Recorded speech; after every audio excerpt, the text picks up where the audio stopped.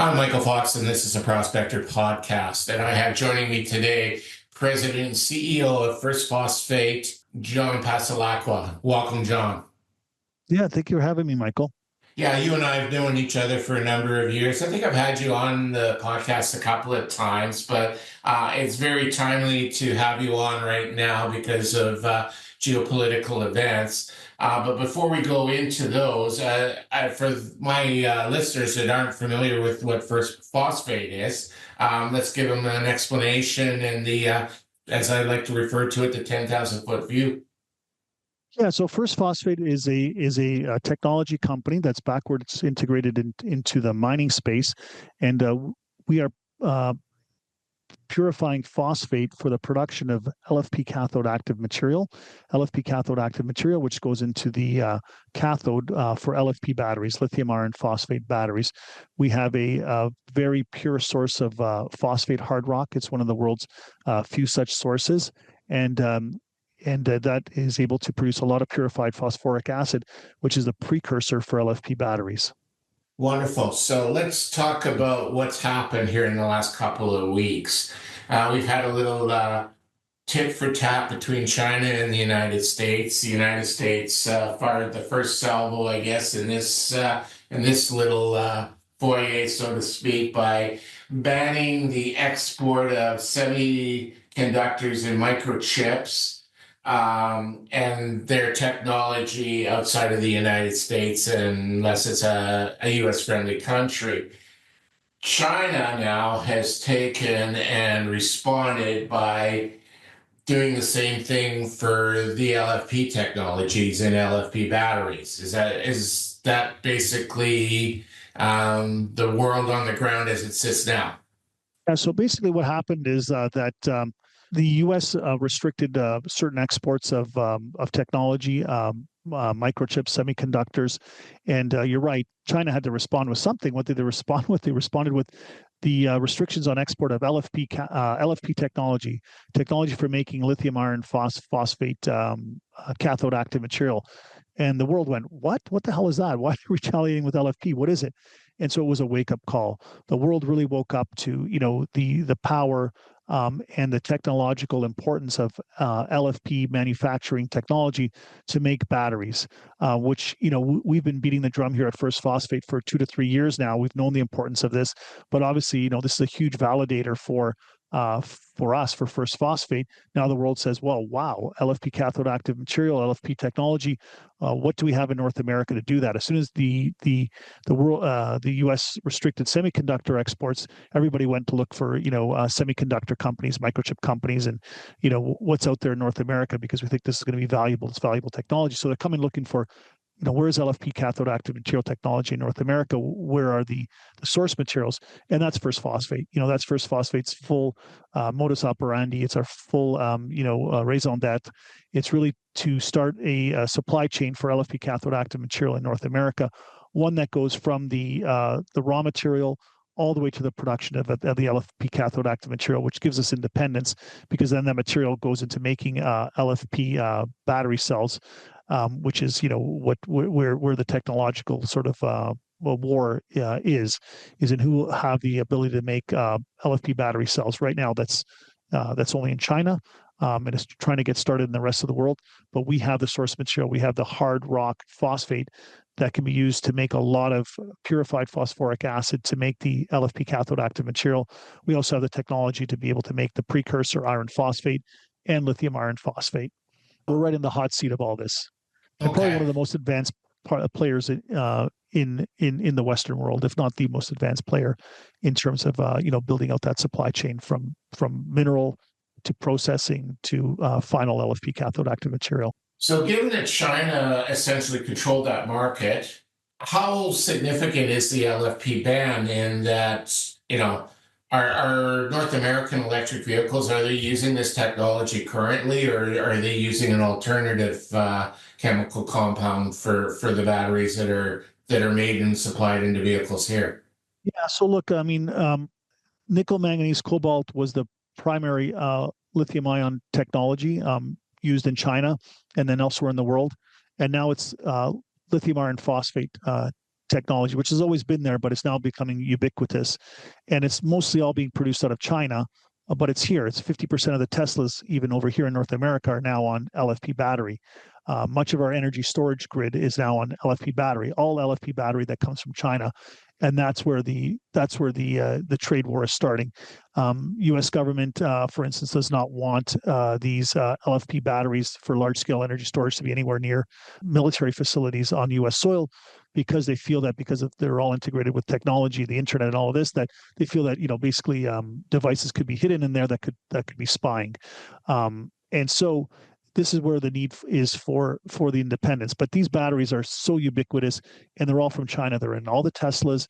They're starting to come into all the other electric vehicles, and they're all over the energy storage world. Whether that energy is small scale energy storage, like a little battery that you take up with you camping, robotic part, even scooters, wheelchairs, small appliances, right up to the large, big football fields that you've seen out there, multiple football fields, one beside the other, that store electricity that comes off of solar and wind farms. All of that goes onto LFP battery. All of that is from China, and that's what they're signaling. They're signaling, hey, look, we cut that off. You're going to have big problems in terms of your energy grid. And so LFP cathode active material, raw material supply, and the technology and the companies that have that are extremely imperative in North America, and we are one of the few. And we're probably the only one that's backwards integrated into our phosphate deposits. So thinking this is just an attack on the electric vehicle manufacturing is rather a narrow view as to what China's actually trying to accomplish with this ban. Look, I mean, it's hard for me to get into the politics. I don't know what the U.S. is trying to accomplish. I don't know what the China's trying to accomplish. It just seems like it's become a tit for tat. Somebody behind the scenes, I don't know if they're even interpreting the messages that they send to each other properly. But what it comes down to is it's a technological war, right? That's very clear. U.S. does not want chip technology going that way, and the Chinese government does not want LFP technology coming this way. And so these now become very sacred sectors for both halves of the world, if you will, to develop on their own and to restrict others from having it. So basically, we're looking at a technological war. The markets were thinking for the longest time that, President Trump is not going to care about electrification, start selling all the electrification stocks. What China is saying when they say that, they're clearly signaling to the USA and to the Trump administration that, hey, look, electrification is extremely important here. These batteries are extremely important for green energy, for you guys to be able to store what's coming off of your wind and solar farms, and we have that technology. And if you restrict microchips, this is the way we're going to hurt you back. So they see this as extremely important. There's no government in the world that can ignore this technological warfare that's developing, and LFP is at the heart of it. So the incoming administration is going to have a plan around LFP battery, around electrification, and anybody who thought that we're going back to just the carbon stacks, the hydrocarbon energy is wrong. I think the new administration, you're going to see a balance, but they're certainly interested in electrification, especially if that's what the Chinese are signaling that's important and they want to cut off from them. So this is a wake up call. It's a wake up call to everybody around the whole notion of energy, right? It's not about clean energy. It's not about dirty energy, carbon energy, green energy. Yes, it's about that, but at the end of the day, it's about energy. Energy, period, is really important for all the the economic reasons and the economic functioning of these economies, and for their technological sort of prowess. And I know I made that a very long answer, but LFP technology, extremely important. LFP battery, extremely important to the energy grid of any country out there, now being restricted by China as a repercussion of this ongoing trade relationship that's going in a very protective direction. So we keep hearing about critical metals, and I assume that the metals that go into this LFP technology are on the critical metals charts. Is there an equivalent for technology? You're a technology company. Is there such things as critical technology where LFP would fit into that category, and you would see Western governments treat it with a more protectionist attitude?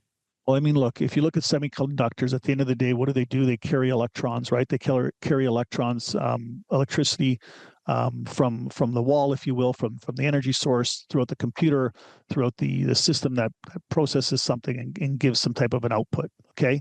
And if you look at LFP technology, it starts a little bit further back than that. It's where you store that energy that is now starting to come more off of wind and off of solar.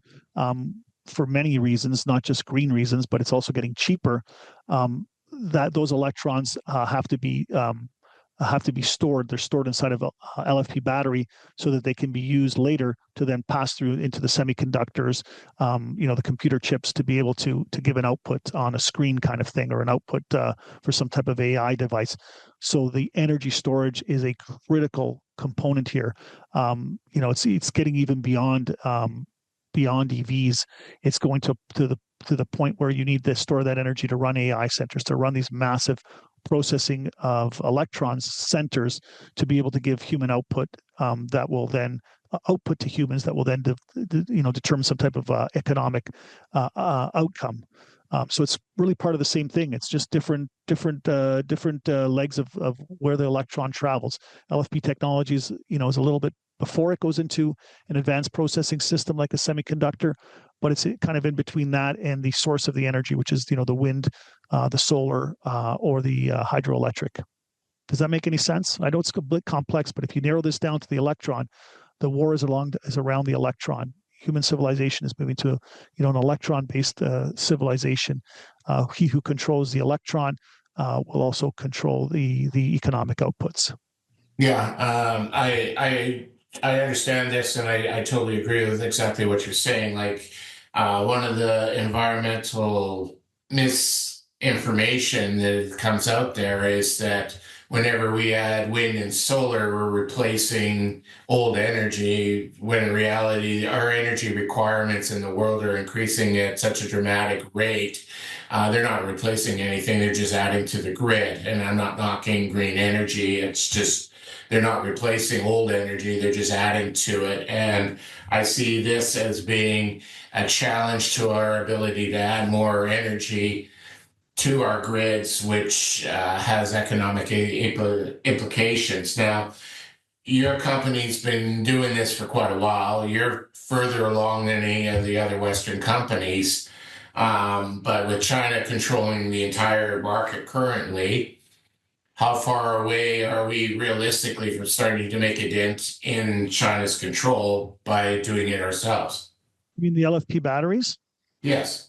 Yeah, I mean, we're getting more and more competency in terms of making our own LFP batteries, and I think that's kind of the fear on the Chinese side, is that it's a market that they control, pretty much almost 100% globally, and so they would want to restrict entrance into there to be able to adopt the technology and to be able to start their own.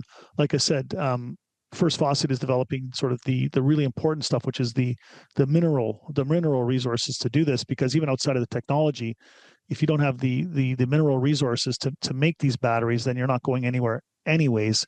So really, it's a two-part thing. The technology and the minerals are almost the same thing. It's the minerals that then allow the electrons to be carried through the battery and onto the processing systems, the microprocessors, or the processors, semiconductors, whatever you want to call them, that then process the gigabytes, the electrons, and give an output to another machine or to a human, which then determines some type of economic output. So it comes back, rather than critical technology, this comes right back to that critical metals question again. Yeah, it's a critical critical mineral becomes critical technology, becomes a critical output for the economy. It's that simple. It's the plight of the electron across from a hydro dam, a wind source, a solar source, into a storage device somewhere where it can be held and manipulated, and then passed on to another process to create an economic output. Such as that's AI, right? Where we're going with all of that, really. So, as you, as a company president, what are your concerns about what China also could do that could inhibit your ability to go to market, or what else could they do that will even accelerate your process to get to market faster by creating more Western demand? Yeah, I mean, obviously, what's happening here is putting a lot of spotlight on the First Phosphate, and the basically the need to have this in North America and for us to be, to have a independence around this. So it's really accelerating the First Phosphate story. It's validating it. It's bringing new eyes onto it, and it's doing a lot of good for us. Obviously, trade wars. China, USA, we don't like to see any of that. Everybody wants to see a harmonious world. It is what it is. We don't determine the politics, but these politics, and as negative as they are for the world, they're very positive in terms of, shining the light on what we're doing, and sort of the thesis that we've had since the beginning. Our thesis has always been, hey, we would like the world to be, a very happy place and everybody to be getting along. But even if that is the case, which it wasn't, and which it still isn't, and which it doesn't look like it's always going to be, we hope it will be. North America is going to need a critical supply of phosphate. North America is going to need to be able to process its own phosphate, to be able to make lithium iron phosphate battery. It's just a simple thing, right? Like, you do need some type of industrial activity in your country. You count on it for jobs and everything else. So we just felt that, whether one way or the other, this is an essential requirement for LFP battery in North America to have this mineral and technological independence.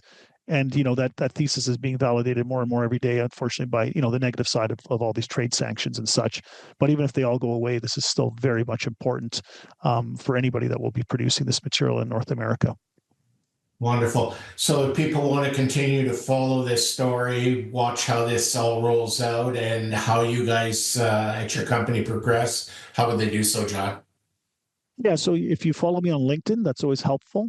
I'm just there under my name, John Passalacqua. Also, our website is a treasure trove of information on all of this, and we put it there as simply and as accurately as possible. That's at www.firstphosphate.com, firstphosphate.com.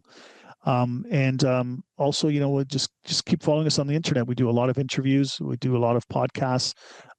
We get onto our newsletter list once you're on the website, and follow us and watch our ticker symbol. Watch First Phosphate, which is PHOS, Peter Harry Oscar Sam, on the Toronto on the Canadian Securities Exchange, FRSPF on the OTCQB. And we're also listed on the Frankfurt Exchange, if anybody cares to find us on there, KD0. And if you put us into your news feeds, you can get all of our latest news on the company. Wonderful. Thanks very much for coming on board for this podcast and enlightening us on the ramifications of this little bit of a tit-for-tat trade war between China and the United States. As I suspect that it has floated under a lot of people's radar, and yet it's going to have a significant impact on life going forward. Yeah, correct. Exactly. Thank you, John. The host of the Prospector podcast owns shares in First Phosphate, bought at the market for investment purposes. The Prospector News podcast is for educational purposes only. The opinions expressed are those of the participants and are not to be taken as investment advice. Listeners need to do their own due diligence and seek advice of a licensed investment advisor.